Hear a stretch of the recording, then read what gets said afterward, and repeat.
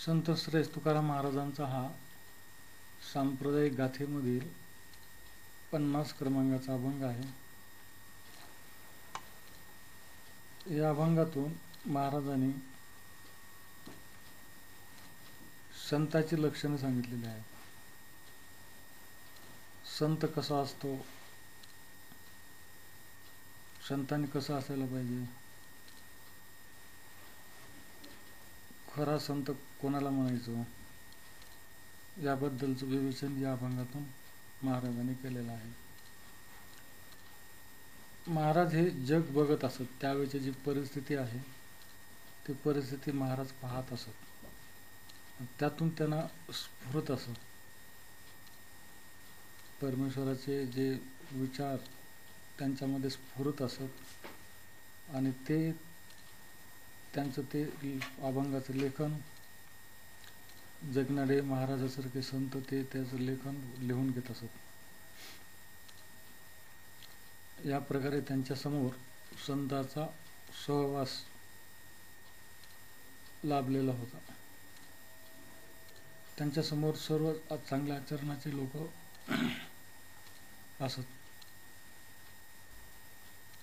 त्याप्रमाणे हिरा ठेविता ऐरणी वाचे मारिता जो घनी, तोची मोल पावे खरा करणीचा होय चुरा. मोहरा होय तोची अंगे सूत न जळे ज्याच्या संगे, तुका म्हणे तोची संत सिसी जगाचे आघात. हिरा असतो, हिरा आणि काच असतो, साधा काच असतो. साधा काच बी हिऱ्यासारखा दिसतो, पण त्याची परीक्षा कधी होते, ज्यावेळेस त्याला वरून घन मारतो आपण, त्यावेळेस काय होतं, काचाचा चुरा होऊन जातो आणि हिरा जसा तसा राहतो. याप्रमाणे हिऱ्याची परीक्षा केली जाते. हिरा ऐरणीमध्ये ठेवल्यानंतर वरून घर मारल्यानंतर त्याचं जे स्वतःचं जे मूळ अस्तित्व आहे, जे आनंद घन स्वरूपाचं जे अस्तित्व आहे, जे तुकाराम महाराजांना प्राप्त झालं होतं, ते अस्तित्व विचलित होत नाही, त्याचा चुरा होत नाही.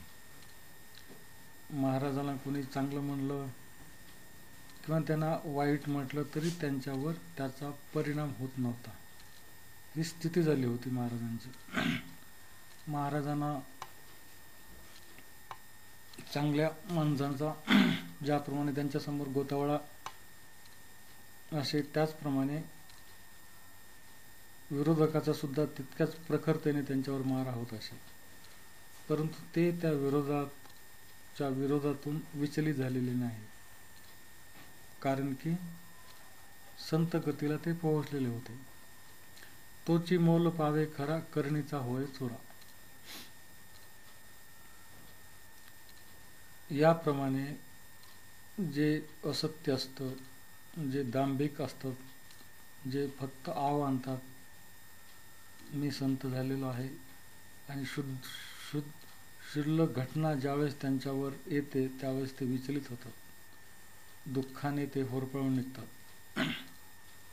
ते परिस्थितीला, त्या स्थितीला ते समोर जाऊ शकत नाही. असे जे आहेत त्यांना ते अजून साधनेवर आहेत असं म्हणायला हरकत नाही. साधक आहेत ते. मोहरा होय तोची अंगे सूत न जळे ज्याच्या संगे,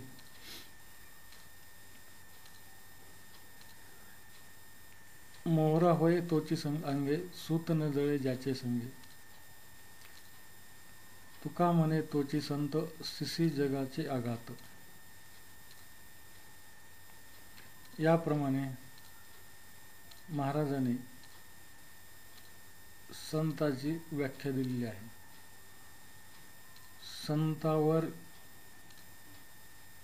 संताचं जे आनंदघन जे स्वरूप असतं, संत जे उपभोगीत असतो, परमेश्वराला त्यांनी आनंदघन परमेश्वराला त्यांनी ओळखलेलं असतं आणि ते सुख ते सातत्याने भोगत असतात.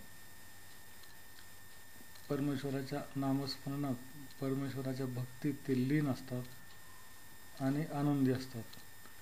त्यामुळे त्यांची जी ही स्थिती आहे, ही स्थिती कोणतीही विरोधी परिस्थिती त्यावर मात करू शकत नाही. आणि ते त्यांचं जे आनंद घन स्वरूप आहे ते